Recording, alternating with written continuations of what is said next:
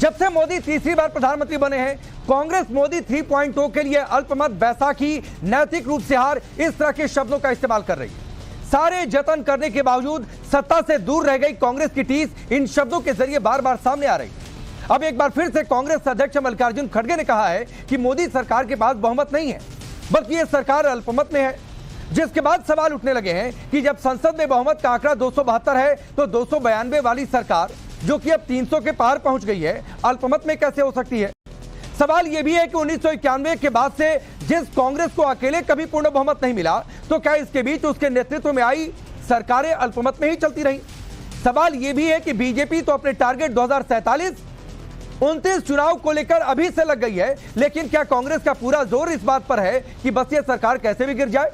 पहले रिपोर्ट देखिए, फिर डिबेट।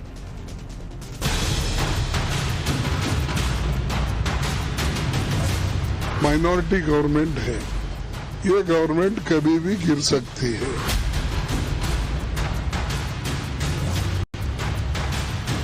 बिल्कुल, जो मल्लिकार्जुन खड़गे जी हमारे राष्ट्रीय अध्यक्ष, हमारे नेता विरोधी दल ने कहा है, मैं उनसे सहमत हुआ।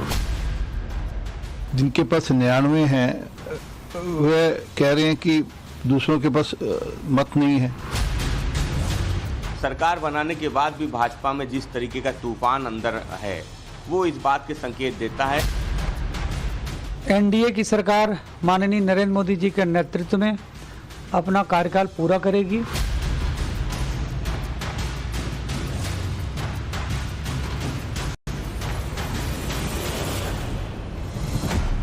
कांग्रेस अध्यक्ष मल्लिकार्जुन खड़गे के एक बयान से तूफान मचा है। तूफान या यूं कहिए कि उनका दर्द निकलकर सामने आ गया। दर्द सत्ता से दूर रह जाने का, दर्द 10 साल बाद भी मोदी को सत्ता से नहीं हटा पाने का, दर्द बीजेपी को सबसे बड़ी पार्टी बनने से नहीं रोक पाने का। जब से नरेंद्र मोदी ने लगातार तीसरी बार देश की कमान बतौर प्रधानमंत्री संभाली है, कांग्रेस का दर्द रह रहकर बाहर आने लगा। कभी वो 1/3 पीएम का जुमला लेकर सामने आते हैं, कभी दावा करते हैं कि मोदी को गठबंधन वाली सरकार चलाने का अनुभव नहीं, कभी कहते हैं कि मोदी का 400 पार वाला नारा फेल, तो ये मोदी की नैतिक हार है। इस बार ये दर्द कांग्रेस अध्यक्ष की जुबान से नई भविष्यवाणी के तौर पर बाहर आया। हम तो देखो, एनडीए गवर्नमेंट गलती से बनी हुई है। मोदी जी को एक तो मैंडेट नहीं है और माइनॉरिटी गवर्नमेंट है, ये गवर्नमेंट कभी भी गिर सकती है। अब देखेंगे। कांग्रेस अध्यक्ष कह रहे हैं कि मोदी 3.0 अल्पमत वाली सरकार है, कभी भी गिर सकती है, जबकि फैक्ट ये है कि इस लोकसभा चुनाव में बीजेपी अकेले सबसे बड़ा दल बनकर उभरी। बीजेपी ने अकेले 240 सीटें जीती। एनडीए गठबंधन के हिस्से 292 आई, जबकि बहुमत के लिए सिर्फ 272 की जरूरत होती है। उधर पूरा इंडी गठबंधन मिलकर भी 234 पर ही अटक गया, यानी अकेले बीजेपी से भी 6 सीट कम। ऐसे में इंडी गठबंधन की बातें सिर्फ उनका सत्ता से दूर रह जाने का दर्द बयां करती हैं। बिल्कुल सही है कि जनता ने किसी भी दल को बहुमत नहीं दिया। आज भारतीय जनता पार्टी एनडीए सरकार भले बना ली हो, 2 बैसाखी पे सरकार चल रही हो, लेकिन सरकार बनाने के बाद भी भाजपा में जिस तरीके का तूफान अंदर है, वो इस बात के संकेत देता है कि भारतीय जनता पार्टी भी खुश नहीं है इस तरीके की अल्पमत वाली या बहुमत से दूर वाली सरकार को चलाने में। तो आगे के देखिए होता है क्या। जो मल्लिकार्जुन खड़गे जी हमारे राष्ट्रीय अध्यक्ष, हमारे नेता विरोधी दल ने कहा है, मैं उनसे सहमत हूँ। ये सरकार जनता की इच्छा से नहीं बनी और ये तो ऊपर से नीचे आए, तो ये जनता की पहली पसंद नहीं। पीएम मोदी के तीसरी बार प्रधानमंत्री बन जाने के बाद कांग्रेस को ऐसा करंट लगा है कि उसकी टीस कांग्रेस नेताओं की जुबान पर रह कर आ जाती है और कांग्रेस के नेता बार बार लोकसभा चुनाव में बीजेपी और मोदी के फेल हो जाने का नैरेटिव सेट करने में लगे रहते हैं। वो 2 बैसाखियों के ऊपर है। अब वो बैसाखियां कितनी पक्की हैं, कितनी लचीली हैं, वो वक्त बताएगा। जो सरकार बनी है बहुत ही कमजोर सरकार है। 4 जून को एक परीक्षार्थी और फेल हुआ था, 400 बोला, 240 लाया और 55 ग्रेस मार्क्स लेके सरकार बना के। कांग्रेस इन चुनावों में मोदी के ग्रेस मार्क्स से पास होने की बात कर रही है। कांग्रेस के अध्यक्ष मल्लिकार्जुन खड़गे मोदी 3.0 को अल्पमत वाली सरकार बता रहे हैं, तो क्या खड़गे जी या पूरा इंडी गठबंधन जवाब देगा कि जब 272 पर बहुमत मिलता है तो 294 वाली सरकार अल्पमत में कैसे हो सकती है। सवाल यह भी कि 2004 और 2009 में कांग्रेस को बहुमत नहीं मिला था तो मनमोहन सिंह ने क्या अल्पमत में सरकार चलाई थी। सवाल यह भी कि साल 1991 में भी कांग्रेस को बहुमत नहीं मिला तो क्या पीवी नरसिम्हा भी अल्पमत वाली सरकार चला रहे थे। और सवाल यह भी बनता है कि अगर कांग्रेस का इतना ही जनाधार है तो 1989 से अभी तक देश ने उसको बहुमत क्यों नहीं दिया। और अब यही सवाल बीजेपी भी उठाने लगी है। जिनके पास 99 हैं वे कह रहे हैं कि दूसरों के पास मत नहीं है। असल में क्या है कि इनको अभी तक ये हजम नहीं हो रहा कि ये हार चुके हैं चुनाव और इनको विपक्ष में बैठना है। ये सोचकर बैठे थे कि हम सत्ता दल में आएंगे, हम सत्ता में आएंगे, और इनको बहुत मुंह की खानी पड़ी जब इनकी सीटें कुल 99 रह गई। भाजपा की 240 खुद की सीटें हैं, एनडीए की मिलाकर 292 सीटें हैं। उसके बावजूद भी इनको अगर गिनती ठीक गिननी नहीं आती तो उसमें हमारी गलती नहीं है। मुझे लगता है इनको वापस से स्कूल जाना चाहिए और गिनती सीखनी चाहिए। आदरणीय प्रधानमंत्री जी मोदी जी, उन्होंने कहा है कि सबको साथ लेके चलना है। सदन में जितने लोग चुन के आए हैं सबका काम करना है, देश का काम करना है, सबको साथ लेके चलना है। और विपक्ष आरोप नहीं लगाएगा तो अब उसकी दुकानें कैसे चलेगी। मल्लिकार्जुन खड़गे और कांग्रेस पार्टी ये स्वीकार करने के लिए तैयार नहीं कि लोग और जनादेश ने मोदी जी को एक वोट दिया है, इतिहास बना है, सरकार स्थापित हुई है और मोदी 3.0 रफ्तार से काम कर रही है। ये सच है कि धरातल में जा रही कांग्रेस को इस लोकसभा चुनावों में संजीवनी मिली है, विपक्ष मजबूत हुआ है, बीजेपी का 400 पार वाला नारा धरा का धरा रह गया। मगर सच ये भी है कि देश ने मोदी के नेतृत्व वाले गठबंधन को ही सरकार बनाने का जनादेश दिया। सच ये भी है कि 99 सीटें जीतने वाले कांग्रेस की छटपटाहट अब उसके नेताओं के बयानों में दिखने लगी है। जानकार मानते हैं कि कांग्रेस की तरफ से आ रहे ऐसे बयान उसकी सत्ता पाने की छटपटाहट और मोदी के तीसरी बार पीएम बनने के दर्द का ही नतीजा है। Bureau report, times now Bharat. अब सोचिए 272 पर बहुमत होता है, 292 आया, अब तो 300 के पार है, तभी बहुमत नहीं है, माइनॉरिटी में सरकार है। चलिए आपका परिचय आज के मेहमानों से करवाता हूं। शिवम त्यागी भारतीय जनता पार्टी के नेता और प्रवक्ता, अवधेश जी वरिष्ठ पत्रकार स्टूडियो में मौजूद हैं, वरुण पुरोहित जी कांग्रेस पार्टी के नेता और फराज किदवई जी समाजवादी पार्टी के नेता और प्रवक्ता। आप सभी का बहुत बहुत स्वागत है। वरुण पुरोहित जी बड़े सीनियर आदमी हैं आप, जरा गणित समझाइए। 272 पर बहुमत होता है, 292 आया, अब तो 300 के पार है, तभी माइनॉरिटी में सरकार दिख रही है। ये कौन सा दर्द है जो नहीं निकल रहा है? राकेश जी, दर्द नहीं है, अपोजिशन स्ट्रांग हुआ है और ये भी सही बात है, सत्य है जो आप बता रहे हो कि मोदी जी को मैंडेट नहीं मिला। मोदी जी के खुद के वोट कम हो गए बनारस में, यूपी से जहां से दम भरते थे कितनी सीटें कम हो गई, इसको नकारा नहीं जा सकता है। अगर ये मोदी जी का, आपने मेरे कई डिबेट्स आपके साथ की, मैंने कहा विपक्ष का ग्लैमर बना नहीं, मोदी जी का ग्लैमर रहा नहीं, वो स्थिति इस समय रही चुनाव में।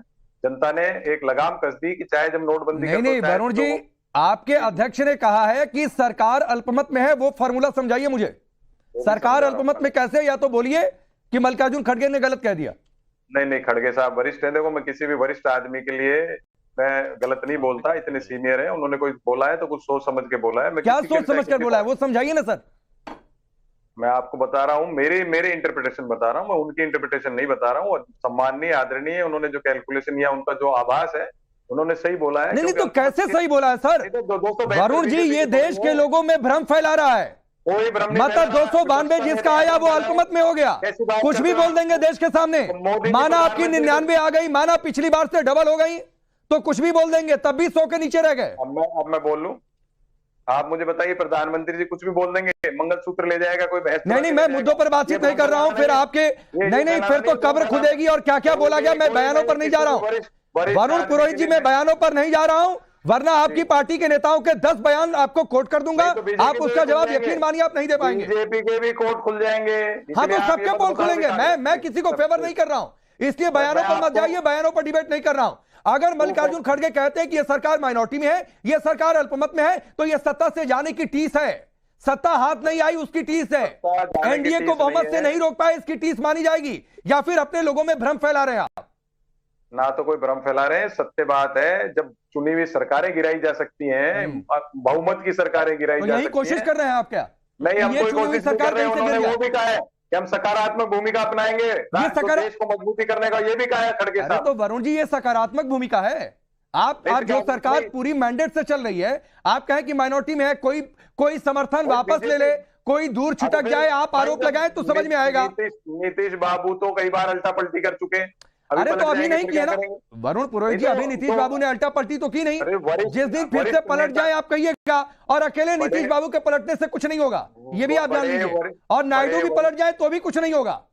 बड़े वो तो मैं कह ही रहा हूं, इनकी मानसिकता है, चलाएंगे कैसे सरकार। आपने मनमोहन सिंह जी का उदाहरण दे दिया, आपने नरसिंह राव जी का दे दिया, अटल जी का उदाहरण, उनमें समावेशी सोच था, सबको साथ लेने की थी। जो आदमी इतना रिजिड हो कि मैं नहीं किया, मेरी गारंटी नहीं, मैं मैंडेट वाली लाइन पर आऊंगा। ये समावेशी सोच, ये बयान उस पर रहना ही नहीं है।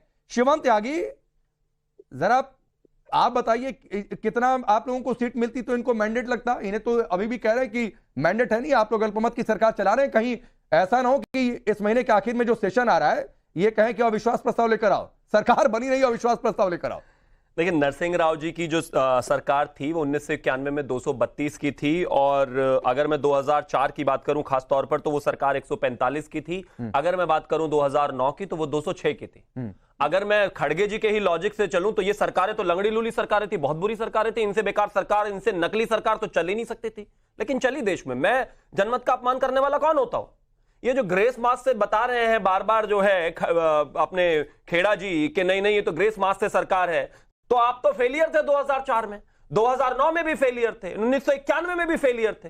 पिछले 34-35 साल के इतिहास में ये जो मैंडेट है ये किसी भी पार्टी द्वारा लाया गया सबसे ज्यादा मैंडेट है। भारतीय जनता पार्टी ही 2014 और 19 में मोदी जी के नेतृत्व में ये मैंडेट लेकर आई थी, और ये कांग्रेस की तीसरी सबसे बड़ी हार है। एक आदमी जो 135 साल पुरानी पार्टी को अपनी पूरी जिंदगी, पार्टी की जिंदगी की सबसे बुरी हार पर ले जाने के बाद भी सेलिब्रेट कर सकता है, उसका कुछ नहीं हो सकता। जिस बच्चे का पता ही था कि वो फेल होना है, उसके 33% आ जाए तो उसके माता पिता आस पड़ोसी जो है खुशियां मनाते ही हैं। पता था फेलियर है, फेल होने वाला है, लेकिन गलती से आ गए 33%, तो खुशी इस बात की है। खैर, सरकार भारतीय जनता पार्टी और एनडीए की है, बेहद शानदार तरीके से चलने वाली है, और 5 साल मैं मानता हूं कि इस दुनिया में इंसान को जीने वो कह रहे हैं नीतीश कुमार फिर से पलटी मार देंगे, इसीलिए शायद मल्लिकार्जुन खड़गे ने कह दिया। किसकी पलटी? मैं तो एक चीज कहना चाहता हूं, इनके लिए सबसे बड़ा चैलेंज ये है कि अपना विपक्ष इकट्ठा रख लें। आज अरविंद केजरीवाल के सामने जो साथ में चुनाव लड़े थे वही कांग्रेस जो है धरना प्रदर्शन कर रही है दिल्ली में, कह रहे हैं पानी की किल्लत है। आते ही सबसे पहले अरविंद केजरीवाल की पार्टी के मंत्रियों ने कहा कि हम इनके साथ गठबंधन में नहीं रहने वाले हैं, वो सिर्फ लोकसभा के लिए था। ममता बनर्जी की नाराजगी सबके सामने है। उद्धव ठाकरे ने अपने कार्यकर्ताओं से कहा है कि पूरे महाराष्ट्र में चुनाव लड़ने की तैयारी की जाए। विपक्ष में रहकर भी ये लोग। शिवम, आपने एक पॉइंट उठाया है वरुण पुरोहित जी, उसका जवाब चाहिए, फिर मैं आगे बढ़ूंगा। 1991, 2004, 2009, अगर ये वाली सरकार माइनॉरिटी में आपके हिसाब से, और अगर आप भ्रम नहीं फैला रहे हैं, तो उस वाली सरकार को क्या कहेंगे? अटल जी की भी सरकार जोड़ लो ना। हाँ, उनको भी जोड़ लीजिए ना, जोड़िए। मैं क्या मना कर रहा हूं, जोड़िए। मैं तो कांग्रेस अध्यक्ष ने कही, और 91, 2004, 2009 इसलिए कोट किया क्योंकि तब कांग्रेस के नेता प्रधानमंत्री थे देश में, इसलिए मैंने कोट किया है। मैंने सबको जोड़ा, अटल जी को भी जोड़ा, आपने सुना नहीं? मैंने अटल जी कांग्रेस के नेता नहीं थे। अरे मेरी बात तो सुन लो आप, गठबंधन की सरकार की बात चल रही है। हाँ तो बोलिए ना, नहीं तो माइनॉरिटी थोड़े नहीं कह देंगे। गठबंधन सरकारों का बहुमत नहीं होता है क्या? मैंने तो कहा, मैं तो यूपीए 1, यूपीए 2 का भी सम्मान कर रहा हूं। ठीक है, वो जनमत था, उनको मिला, वो सरकारें चली। मैंने आप लोग कह रहे हैं कि ग्रेस से चली हुई सरकार है, अल्पमत की सरकार है, कभी भी गिर जाएगी तो गिराओ। बोलिए वरुण जी। नहीं, बोलना नहीं देने दूसरे तो ये तो बोलिए सर, बोलिए। और क्या है? बोलिए। मैं तो नहीं बोला किसी के बीच में, बोलिए। मैं आपको कह रहा हूँ चारों सरकारें कौन नहीं बोल रहा है? ये लो फिर बोल गए। नहीं बोलिए, कोई नहीं बोलेगा। बोलिए। कंट्रोल नहीं, सेल्फ कंट्रोल नहीं, बात करते हो, हंसते हो फिर बैठ कर। मैं कह रहा हूँ गठबंधन की सरकार है, हमारे हंसने पर भी वो लगा दो आप। ये लो फिर वही भी बोले जाओगे आप। आप ये इसी से, इस मानसिकता से तो सरकार नहीं चला पाओगे। और मैं क्या कह रहा हूँ, यही तो मानसिकता है। दूसरे को बोलने मत दो, दूसरे की हंसी उड़ाओ। ये देश हंसे मत, हंस भी रहे हो तो नाराज ये बताओ।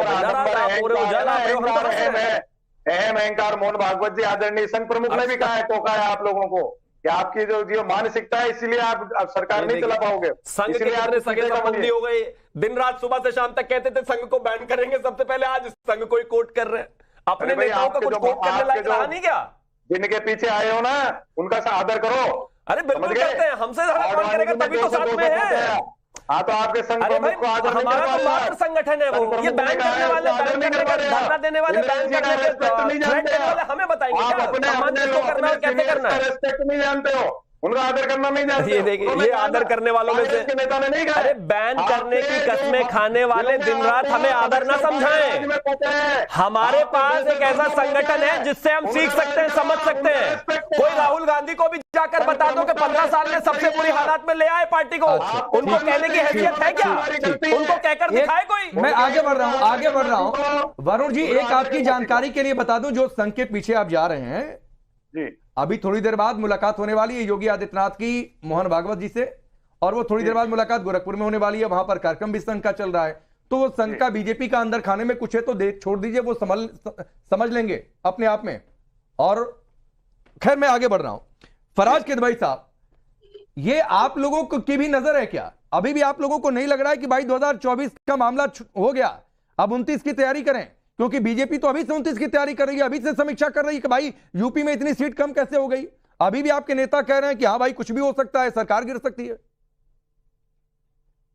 देखिए राकेश जी, जो मल्लिकार्जुन खड़गे जी ने ये जो बयान दिया है, जिसको मैं समझ पा रहा हूं, अगर इसकी गहराई को समझिए, उनका एक्सपीरियंस हमसे और आपसे और जितने लोग इस पैनल में बैठे हैं, उनका पॉलिटिकल एक्सपीरियंस हम लोग से कहीं ज्यादा है। अच्छा, मैं अपनी शुरुआत करूंगा एक शेर से कि तुम तकल्लुफ को भी इखलास समझते हो फराज, दोस्त होता नहीं हर हाथ मिलाने वाला। राकेश जी, भारतीय जनता पार्टी और खासकर प्रधानमंत्री जी का जो एक मोडस ऑपरेंडी रही है पिछले 10 सालों की, खासकर जिस तरह से वो भारत में स्टेट्स को इग्नोर करते हैं और अपनी जो मेजॉरिटेरियन जो उनका तरीका है काम करने का, ये सरकार उसकी वजह से गिरेगी। देखिए राकेश जी, जनता ने ये जो मैंडेट दिया है, इसमें भारतीय जनता पार्टी की जो ओवरवीनिंग एरोगेंस थी, इस मैंडेट ने उसमें बेड़ियां डाल दी हैं। और जो विपक्ष का राकेश जी डिसेंट था, इनकी मेजॉरिटेरियन ऑटोक्रेसी के खिलाफ, उस लड़ाई को अब हमको और बल मिलेगा। देखिए जनता ने, राकेश जी, क्या हुआ है कि इस देश में एक बार फिर से आशा जगी है कि जो फेडरल स्ट्रक्चर को चोट ये लोग बार बार पिछले 10 सालों में दे रहे थे, उसके रिवाइव होने की उम्मीद एक बार दोबारा और नहीं फराज किदवई साहब, आपकी सारी बात ठीक है, लेकिन जो एक शेर आपने बोला कि दोस्त नहीं होता और हाथ मिलाने वाला, तो क्या हर दुश्मन इसलिए होता है कि हाथ मिला लिया जाए? कांग्रेस पार्टी, आम आदमी पार्टी ने एक दूसरे को गालियां दी, हाथ मिला लिया। कांग्रेस टीएमसी ने एक दूसरे को गालियां दी, हाथ मिला लिया। तो क्या हर दुश्मन हाथ मिलाने के लिए होता है क्या फिर? या फिर एकमात्र क्यों ना एजेंडा था कि सिर्फ जो है मोदी को हटाना है और उसके बाद फिर अपना अपना रास्ता देखेंगे? नहीं, मोदी को तो हटाना है, हटा लिए। नहीं, मोदी जी को इसलिए हटाना है कि पिछले 10 साल में जो हमारे देश में समस्याएं थी, वो समस्याएं और बढ़ी हैं। लेकिन मैं ये राकेश जी खाली ये बोलना चाह रहा हूं कि ये सरकार इसलिए अल्पमत में आएगी कि भारतीय जनता पार्टी का ये इतिहास रहा है कि जिस से उन्होंने हाथ मिलाया है, सबसे पहले उनको ही इन्होंने तोड़ने की कोशिश की है। रामविलास पासवान जी इनके बहुत बड़े अलाई थे राकेश जी, लेकिन एलजेपी में जो आगे ब्रैकेट में आर लगा है ना, ये प्रधानमंत्री जी और भारतीय जनता पार्टी की देन है, क्योंकि उनकी जो और उसी आर का फराज किदवई साहब 5 सीटें मिली थी चुनाव लड़ने के लिए, 100% स्ट्राइक रेट से चिराग पासवान जीत कर चले आए। उसी आर की बात आप जो कर रहे हैं अवधेश जी। अरे सर, हाँ। अरे राकेश जी, मेरी बात तो कंप्लीट होने दीजिए। अच्छा बोलिए, पूरा करिए राकेश जी, बोलिए। राकेश जी, हाँ, मैं ये बोल रहा हूं कि जिस तरह से चिराग पासवान जी की सिर्फ उन्होंने पार्टी नहीं तोड़ी बल्कि उनके परिवार को भी तोड़ा। अच्छा। आज देखिए, जनता दल यूनाइटेड की 2010 में करीब अप्रोक्सीमेटली 140 से 145 सीटें बिहार में थी। चिराग पासवान जी को मोदी जी ने और भारतीय जनता पार्टी को ने, अरे फराज किदवई साहब, चिराग पासवान को छोड़ दीजिए भाई, वो अपनी चिंता कर लेंगे। इतने मासूम नहीं है, माना युवा है, माना नए हैं, लेकिन इतने मासूम नहीं है कि वो अपना पॉलिटिकल फ्यूचर ना देख पाए। अब समाजवादी पार्टी को देखना पड़े कि चिराग पासवान की भलाई किसमें है। आऊंगा शिवम, लेकिन पहले अवधेश जी, ये बीजेपी कह रही है 99 सीट वाले बता रहे हैं कि बहुमत में नहीं है, अल्पमत में है। ये मल्लिकार्जुन खड़गे ने क्यों कहा आपके हिसाब से? देखिए, फराज किदवई साहब ने एक शेर पढ़ा, एक और बहुत प्रचलित शेर है। हाँ, सबको मालूम है जन्नत की हकीकत, लेकिन दिल बहलाने को ये ख्याल अच्छा है गालिब। तो अभी वही दिल बहलाते रहे ये। देखिए, भारतीय जनता पार्टी अपनी कसौटी पर उसको अपेक्षित सफलता नहीं मिली, अपनी कसौटी पर, वो एक पक्ष है उसका। लेकिन इस समय की क्या परिस्थिति है, मुझे यह लग रहा है कि विपक्ष की समस्या यह है कि इन्होंने कुछ रणनीति बनाई है। एक रणनीति है कि लगातार कहते रहो कि ये सरकार आज गई, फलाना हट रहा है, ये तो अब अल्पमत में आने ही वाली है, हमारे साथ संपर्क में है। फिर एक मोहन भागवत जी बयान दे, अब तो इनके परिवार में ही झंझट शुरू हो गया है, परिवार के देखो कैसे बोल रहे हैं। एक वातावरण लगातार बनाए रखना है ताकि इस सरकार को 5 वर्ष न चले और बीच में चुनाव हम कराएं, क्योंकि उत्साहित है, इनको लग रहा है कि हमको ज्यादा से ज्यादा सीटें और मिल सकती है। लेकिन सवाल है कि दूसरी स्थिति भी आ सकती है। अब यह है कि जो उन्होंने कहा है कि अल्पमत में है, तो न तो वरुण जी जवाब दे रहे हैं, न हटाना है, वो तो बात समझ में आती है। आपने 2024 की लड़ाई में लड़ी कि उनको हटा देंगे, हटाने का जरा सुन लीजिए। मैं 1996 से बता रहा हूं, 1996 में कांग्रेस को 140 सीट आई, 1998 में कांग्रेस को 141 सीट आई, 1999 में कांग्रेस को 112 सीट आई। सोनिया गांधी जी के नेतृत्व में पहली बार चुनाव लड़ा गया था। 2004 में कांग्रेस को 145 सीट आई। केवल 2009 में 206 सीटें आई, उसके बाद 44 आई, उसके बाद 52 आई, उसके बाद 99 आई। तो 10 लगातार चुनाव में जिस पार्टी को एक बार वही 206 आया है, जिस पार्टी के 140 उसके नीचे तक सीमित रही है, अगर 10 चुनाव में जनता ने नहीं, एक चीज और है अवधेश जी, अभी वरुण पुरोहित जी आप ही बोलिएगा, वरुण पुरोहित जी ने अभी हल्के से बोल दिया कि 240 अल्पमत नहीं होता है क्या? फिर तो 89 के बाद से कभी इनका बहुमत ही नहीं आया। अच्छा, नहीं 2-3 चीजें देखिए, ये आज नहीं कर रहे हैं, अभी अटल जी की ये प्रशंसा करते हैं। 1996 में अटल जी की सरकार जब बनी तो कहा फासिस्टों की सरकार है, इसको समर्थन नहीं दो। कांग्रेस से सबने घेराबंदी की, 13 दिन में परास्त कर दिया। 1998 में बनी तो यह सरकार देश का संविधान खत्म कर रही है, देश के संसद को खत्म कर देगी, उनको भी यही लगा।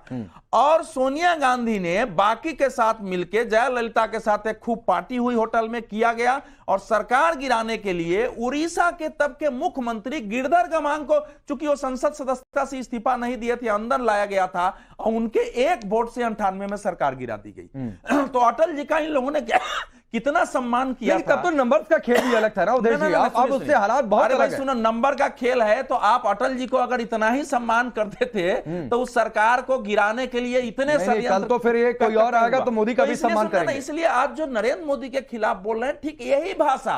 और अटल जी की भी जो सरकार आई है तो 2002 के बाद से पूरे था कि जॉर्ज फर्नांडिस का बहिष्कार करो, बोलने देंगे। ये कफन चोर सरकार है, इसने जो है शहीदों का खून पिया है, और वो करते करते करते करते और क्या स्थिति बनी है। तो इसलिए जो अभी जो हमको दिखाई दे रहा है वो स्थिति हम लोग पहले देख चुके हैं कि अटल जी के प्रति इनका क्या सम्मान रहा है। लेकिन देश भी देख रहा है कि इस समय अगर मान लो दो ही स्थिति है कि या तो ये सरकार चलेगी या देश चुनाव में जाएगा, तीसरी कोई स्थिति ही नहीं है। ठीक तो क्या ये मल्लिकार्जुन खड़गे, अब एक बात बताइए वरुण जी, फिर मैं शिवम आपके पास आता हूं। आपने फिर धीरे से हल्का सा शिगुफा छोड़ दिया कि 240 अल्पमत, तो 89 से अभी तक तो आप लोगों को कभी बहुमत आया नहीं, 3 बार सरकार पता नहीं कैसे बना लिए और कैसे 5 साल चल गई। नंबर 1 बात है। नंबर 2 बात है, अभी भी आपको लगता है अल्पमत है, तो क्या जैसे सेशन शुरू होगा, सांसदों की शपथ हो जाएगी, तो पहला काम कांग्रेस पार्टी ये करेगी कि अविश्वास प्रस्ताव लेकर आएगी? देखिए, बिल्कुल नहीं करेगी, जबरदस्ती कपोल कल्पित अल्पमत में है तो क्यों नहीं भाई? कपोल कल्पना आप करें, मैं सवाल पूछ रहा हूं कि अविश्वास प्रस्ताव लाएंगे कि नहीं, तो आप कह रहे हैं कपोल कल्पना। अविश्वास प्रस्ताव, आप फिर वही बात आप घुमाना चाह रहे हो बात को, मोदी जी को। मैं घुमाना चाह रहा हूं? अरे भाई, आप संसद चालू होगी, मान लीजिए इनके साथ जो कोई प्रश्न ऐसा आएगा जो सांसद इनका साथ छोड़ेंगे तो आ जाएगा। अरे मैं कहां से घुमा रहा हूं भाई? तो जो इनका अगर जो इनके साथ अलायंस में है वो छोड़ेंगे तो आ जाएगा। खड़गे जी अगर कह रहे हैं कि सरकार अल्पमत में है तो उसको साबित तो संसद में ही करनी होगी ना। मुझे टोक रहे थे ना आप, बीच में मत बोलो। नहीं, ये कोई बात नहीं होती है कि आप पूरा डिबेट में तय करेंगे क्या होगा, बीच में थोड़ा बहुत आपसे पूछा नहीं जाएगा। नहीं, ये आपकी शर्तों पर थोड़ा डिबेट होगा। आप सवाल का उत्तर दे नहीं रहे हैं। नहीं, आपसे पूछा जा रहा है, आप सवाल का उत्तर नहीं दे रहे हैं। हम लोगों से जो पूछा गया है मैं वही बोला हूं। आपसे पूछा जा रहा है कि आप कांग्रेस के समर्थक हैं, तो मल्लिकार्जुन खड़गे जी ने अल्पमत में नहीं। अच्छा चलिए यही बोल दीजिए कि क्या मल्लिकार्जुन खड़गे ने ऐसा ही बोल दिया? अच्छा एक मिनट, तो वरुण जी आप बोल दीजिए कि मल्लिकार्जुन खड़गे ने ऐसा ही बोल दिया, ऐसा ही बोल दिया, उसको सीरियस ना लिया जाए। आप चलिए यही बोल दीजिए। आपके पैनलिस्ट इनसे बहुत बड़े उम्र में। नहीं, मैं पूछ रहा हूँ, अरे सबका समान है, कोई उम्र में बड़ा है छोटा है, सबका समान है। मैं कह रहा हूँ क्या मल्लिकार्जुन खड़गे ने ऐसा ही बोल दिया, उनकी बातों को हम सीरियस ना ले? और अगर सीरियस लेते हैं तो यह सवाल बनता है कि क्या विश्वास प्रस्ताव कांग्रेस पार्टी संसद में लेकर आएगी, क्योंकि सरकार बहुमत में है कि नहीं है, यह फ्लोर पर तय होगा। खड़गे साहब ने जो कहा है कुछ ना कुछ उसके पीछे मंतव्य होगा, उन्होंने को रीडिंग की होगी, व्यू होंगे उनके। इतने बड़े सीनियर आदमी ने कुछ कहा है। अब भागवत साहब की मैं क्यों कह रहा हूं, भागवत तो साहब मैं वही तो समझना चाह रहा था, शिवम का रिप्लाई। जो भी मैं एक चीज कहना चाहता हूँ विषय, रुक जाओ भैया, रुक जाओ। मैं बस एक ही चीज, मैं बस एक, अरे कुछ नहीं कह रहा भैया, ये फालतू कांग्रेस की व्यवस्था है। रुक जाइए वरुण जी सर, जबरदस्ती का नाराज नहीं पता नहीं है क्या, नहीं ऐसी कोई बात नहीं। रुको प्लीज, शिवम कुछ कहना चाह रहे हैं, समय थोड़ा सा कम है, शिवम का रिप्लाई जल्दी। टाइम बर्बाद और बेकार में। मैं सिर्फ एक ही चीज कहना चाहता हूं, विषय बहुत साफ है। अगर सरकार अल्पमत में है तो ऑब्वियसली अविश्वास प्रस्ताव आना ही चाहिए, अगर नहीं है तो ये भी जानते हैं, लेकिन जबरदस्ती हवा बनाना, माहौल बनाना, बातें करना, एक सीनियर पॉलिटिशियन जैसा कि वो कह रहे हैं, उम्र दराज पॉलिटिशियन खड़गे जी को ये शोभा नहीं देता। ये राहुल गांधी के फीवर में आकर और उनकी कोटरी में आकर उनकी जैसी बातें करना उन्हीं को शोभा देता है। अरे भाई अगर अल्पमत में तो ले आइए ना विश्वास प्रस्ताव, बात ही खत्म। लेकिन इनको भी पता है कि ऐसी कोई स्थिति नहीं है, इन उम्मीदों पर इनको 5 साल जिंदा रहना है। इस देश में एक कहावत है कि कोई भी पार्टी अगर भाजपा छोड़कर 10 साल विपक्ष में रह जाए तो उसको जिंदा रहना संभव नहीं होता। फिर सवाल तो ये भी उठता है, फिर तो सवाल ये भी उठता है कि क्या कांग्रेस पार्टी राष्ट्रपति पर सवाल उठा रही है कि बिना बहुमत देखे उन्होंने कहा कि आओ सरकार बना लो? वो किसी पर भी सवाल जो आदमी 99 लेने के बाद ये कह सकता है मैं जीत गया, तो ठीक है, चलिए वक्त इतना ही है, समय बहुत कुछ तय करेगा। आप सबका बहुत बहुत शुक्रिया।